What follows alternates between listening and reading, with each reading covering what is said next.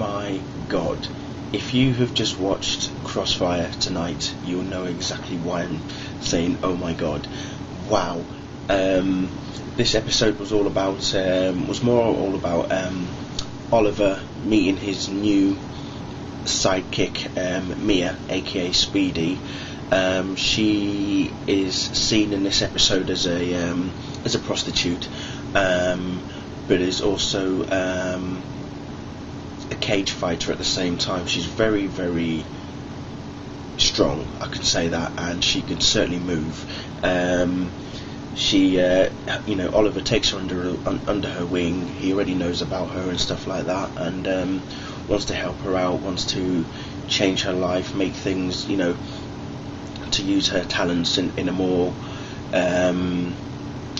for good rather than for evil and all that sort of stuff. So, but she's becoming an untrusting person, and is basically saying to Oliver, why do you care about me? Why do you want to look out for me? Why do you want to look after me? Why do you want to, do all these things for me? Kind of questions. And I think Oliver, ever since he's come back from self-destruction, he has now seen the good in other people. He wants to help other people who've sort of been in his position.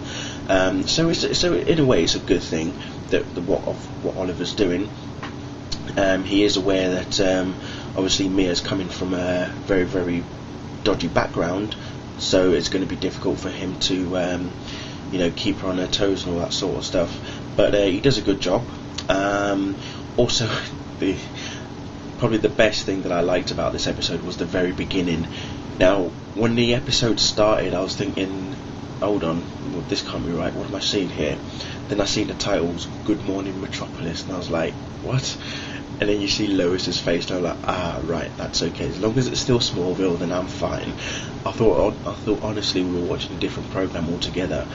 But we see Clark and Lois as auditioning for a TV show called Good Morning Metropolis, and you see them the first instance they're sort of stumbling, and then, Clark is stumbling anyway. He's not really paying much attention. He's only there just for Lois's sake. He's not there to audition or anything.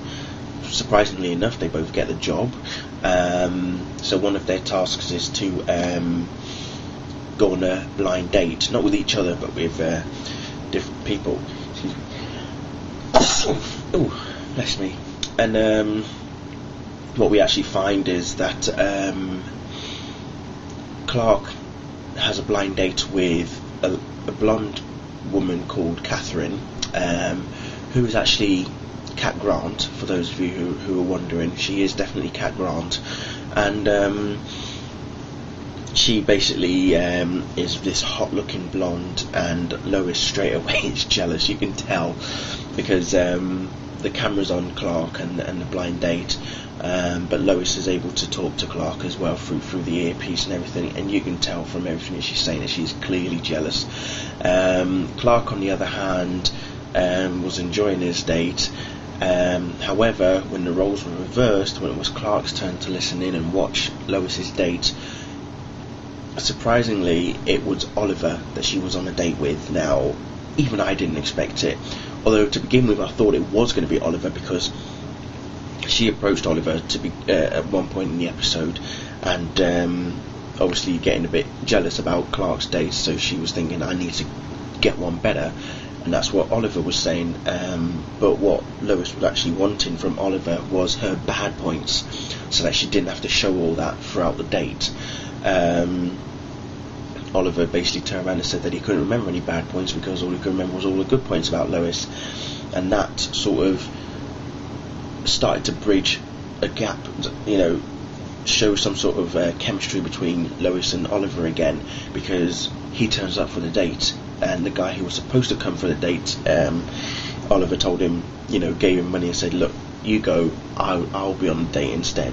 And basically Oliver let out his feelings to Lois in front of Clark. Well, I say in front of Clark, but on camera. So that really kind of made Clark feel jealous as well, because you know he really is falling for Lois now. It is getting to the point where it is getting to the Superman side of things now, where it's all Lois and Clark now. You can feel the chemistry between them, the communication, the chemistry, their interaction with each other is just exactly what it was in the Superman movies, and also with Lois and Clark, the TV show as well. The way that they carry on with each other was just absolutely fantastic, and I'm so pleased that they are starting to move further forward with the mythology in that way. Another section of this episode, we see the return of Major Zod and Tess as well.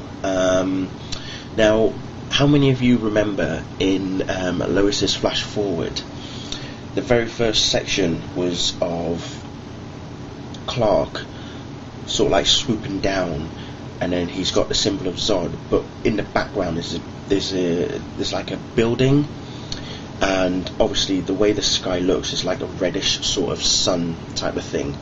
Well, Tess unveils a building that is similar to what I believe was in Lois's flash forward, and it's going to be like become something known as the first solar powered building ever to be constructed. And then you see Major Zod appear, but the real reason that Major Zod has appeared is because he has reason to believe that Tess knows about the Blur, like she knows who he is kind of thing, because apparently they're talking about a blood sample to do with the Blur that was somehow suddenly disappeared.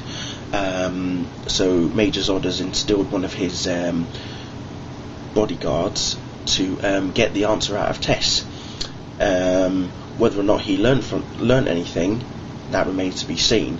I'm not going to spoil that bit, because that is actually an integral part of the rest of the season, or at least in the next few episodes that's going to come up. So it does raise a few eyebrows as far as I'm concerned, regarding the Kandorians and why they're not as powerful as they think that they should be.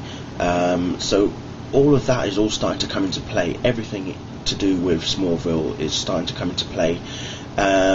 So we're going to find out things in the next few episodes. I believe the next episode is going to be oh god, I'm losing my mind here. Kandor. So when that arrives, I think then we're going to learn a bit more about the whole Kandorians and why they're here, why they don't have their power. Actually, the next episode isn't Kandor, it's actually Idol. This is when the twins arrive, Zan and Jaina. So that's when they arrive. Just to quickly wrap up, I'm going to upload a couple of videos from this episode, mainly the Good Morning Metropolis one, which I thought was amazing, and another one which was the very, very last scene of the episode, which really got me excited, really made me happy, and really made me smile. It was just brilliant. Chloe, also just quick side note, Chloe has managed to infiltrate and find out who Tess's techno boy is, and has suddenly had an idea as to make him an alliance. So that will be very interesting. Incidentally, the producers did state that Chloe will have a love interest this season. They didn't say who he was, but my guess is it's this hacker guy. So keep an eye out. That's all I'm going to say. That'll be it from me, because I am, as you can hear from my voice, I'm tired, which is probably why this has been going on. This video is going on a bit longer than it should. So apologies for that. So enjoy the clips I'm going to upload after this video has been uploaded as well, and then I shall see you all next week.